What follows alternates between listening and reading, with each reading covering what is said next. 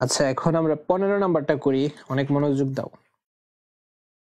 আমরা ব্র্যাকেটের ভিতরেরটাকে করি, তো একটা x কমন নিলাম, x এর উপর পাওয়ার p, দেন নিচে যাব, কিউব আছে তো আমরা কি দিতে পারি, মাইনাস কিউব, দেন ওইখানে আছে পাওয়ার হিসেবে p plus cube minus r, তারপর x একটা কমন নিব, দ্বিতীয়টার কাজ করলাম, কিউব মাইনাস কি দিব, r দিব।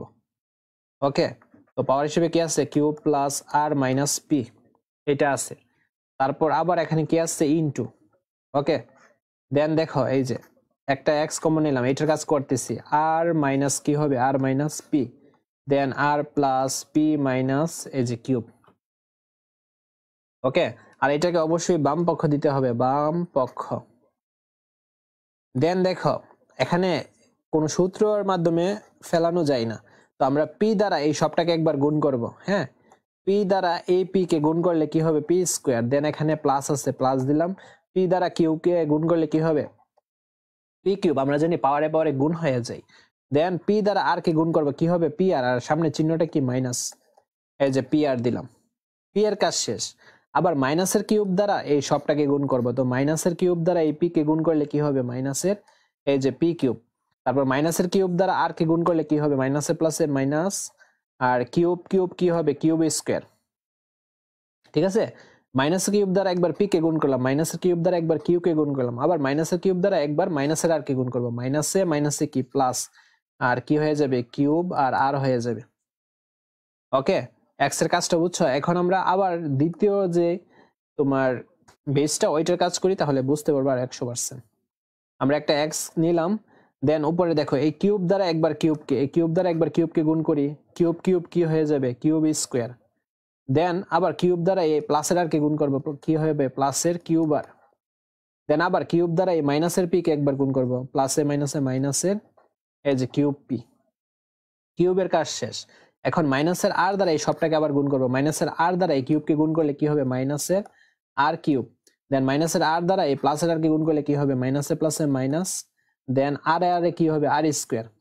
আবার মাইনাসের আর দ্বারা এই মাইনাসের পি কে গুণ করি, মাইনাসে মাইনাসে কি প্লাস, আর আর পি, এই যে দেখছো গুণ হয়ে গেছে, আর পি বা পি আর দিতে পারো, কোনো প্রবলেম না। ওকে, আচ্ছা, তারপর এখন আমরা এইটার কাজ করব, আমি এখানে লিখতেছি এক্স, এই আর দ্বারা আর কে গুণ করলাম, কি হয়ে যাবে, আর স্কয়ার। আবার আর দ্বারা বি কে গুণ করবো, কি হবে, প্লাসের পি আর। আবার আর দ্বারা মাইনাসের কিউব কে গুণ করবো, মাইনাসের এই যে কিউব আর। ওকে, আবার মাইনাসের পি দ্বারা আর কে গুণ করবো, কি হয়ে যাবে, মাইনাসের পি আর বা আর পি, যেইটাই লিখো হবে। আবার মাইনাসের পি দ্বারা প্লাসের পি কে গুণ করবো, মাইনাসে প্লাসে minus, P A P square.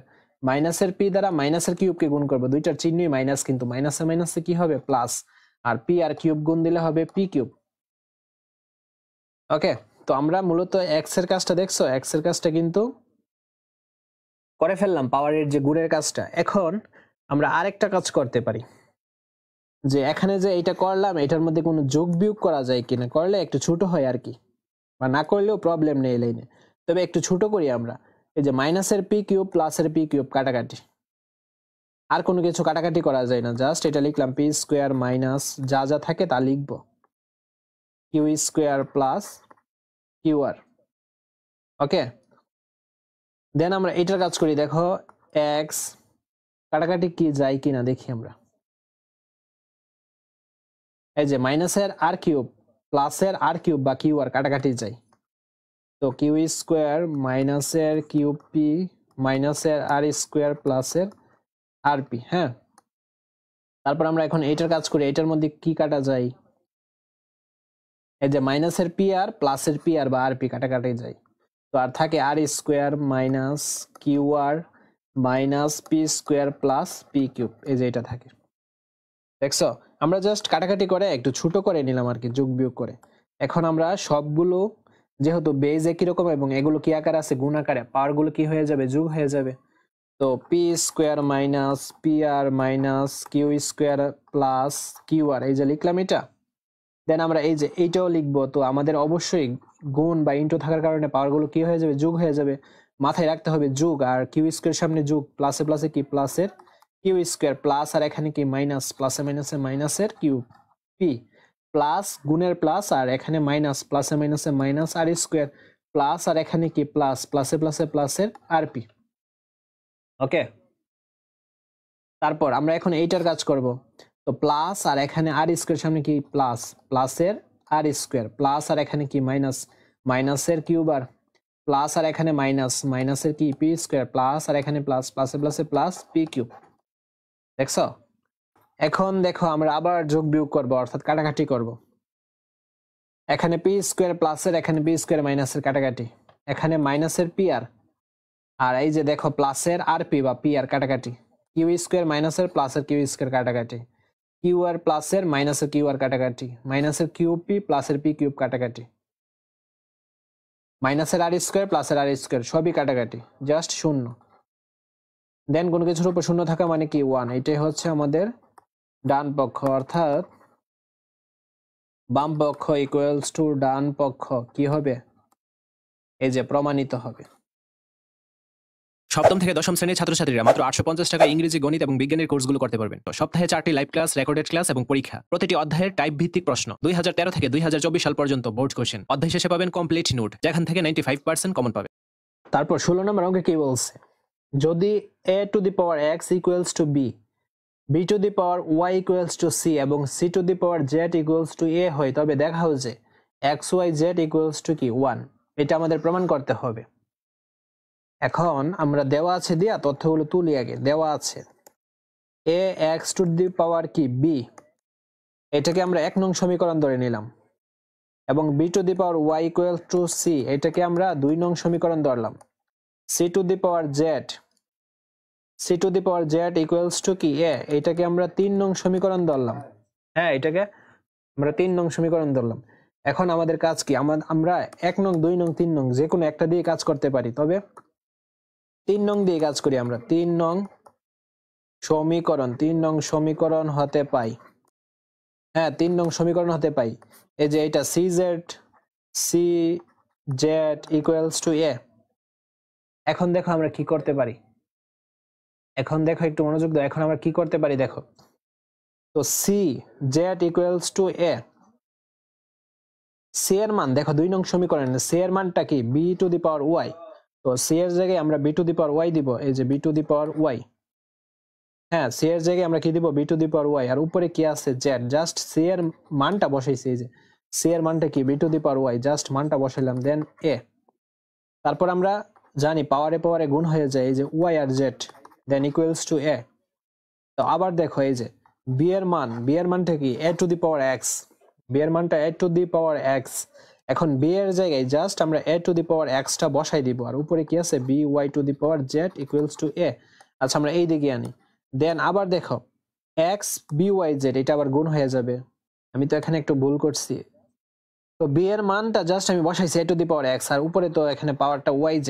আচ্ছা এখন x y z গুণ করে দিব, এই যে x y z, কারণ পাওয়ারে পাওয়ারে গুণ হয়ে যায় a। এখন এর উপর এখানে দেখো a জাস্ট বেস, এখন বেসের উপর তো আমরা জানি কোনো কিছুর উপর মনে মনে পাওয়ার 1 থাকে, তো অবশ্যই এর উপর কি হয়ে যাবে, পাওয়ার, এর উপর পাওয়ার 1 হয়ে যাবে। হ্যাঁ 1 হয়ে যাবে, আমরা জানি 1 আর কি, তো তোমাদের বোঝার সুবিধার্থে আমি 1টা দিলাম।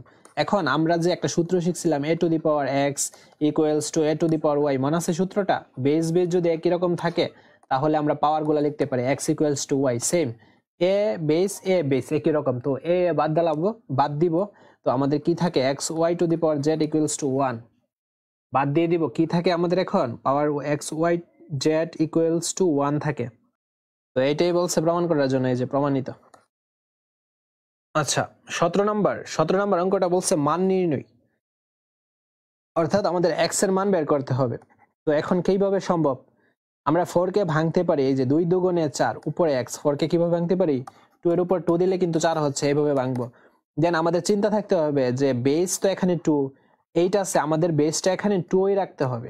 তো উপরে 2 এর উপর কত পাওয়ার দিলে 8 হবে, আমরা জানি যে 3টা 2 গুণ দিলে কিন্তু 8 হচ্ছে। তো উপরে যদি আমরা 3 দেই,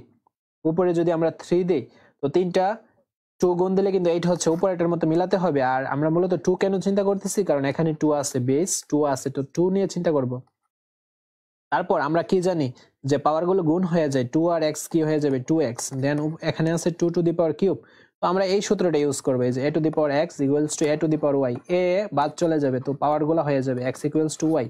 তো এখানে 2 কাটাকাটি, জাস্ট 2x ইকুয়ালস টু কি হয়ে যাবে 3, মানে পাওয়ার গুলো হয়ে গেল। তারপর আমাদের তো বলছে মান নির্ণয় করার জন্য এক্সটা বাম পাশে রাখবো, এক্স এর সাথে যে 2টা নিচে চলে যাবে 3। এই যে এইটাই হচ্ছে নির্ণয় মান। নির্ণয় মান x ইকুয়ালস টু কি 3/2। ওকে, আচ্ছা দেখো এখন আমরা 18 নাম্বারটা করি। তো 18 নাম্বার 2 এর উপর পাওয়ার কি আছে 2x + 1। আচ্ছা এটা প্রবলেম না। এখন 128 আছে, তো 128 আমাদের তো বেস 2 রাখতে হবে। তো 128 কিভাবে সম্ভব? 2 এর উপর কি রাখলে 128 হবে? কয়টা 2 গুণ দিলে 128 হবে? তো তুমি যদি দেখো এভাবে যে আমরা যদি দেখি তোমার 2 4টা দিলাম, 4টা 2 দিয়েও 128 হচ্ছে না, আমাদের তো 128 মিলাতে হবে। 5টা দিলাম হইল না, 6টা দিলাম হইল না, 7টা দিলে 128 হচ্ছে। তো 2 এর উপর আমরা 7 দিব, 7টা 2 গুণ করলে আমরা 128 পাচ্ছি, বুঝছো? আর 2টা কেন বেস দিলাম? কারণ এখানে 2 আছে, আমাদের বেস সেম রাখতে হবে। আর এখানে অবশ্যই বা হয়ে যাবে। আমি কি বা দিছি কিনা এটা? হ্যাঁ বা দিছি, বা হয়ে যাবে বা।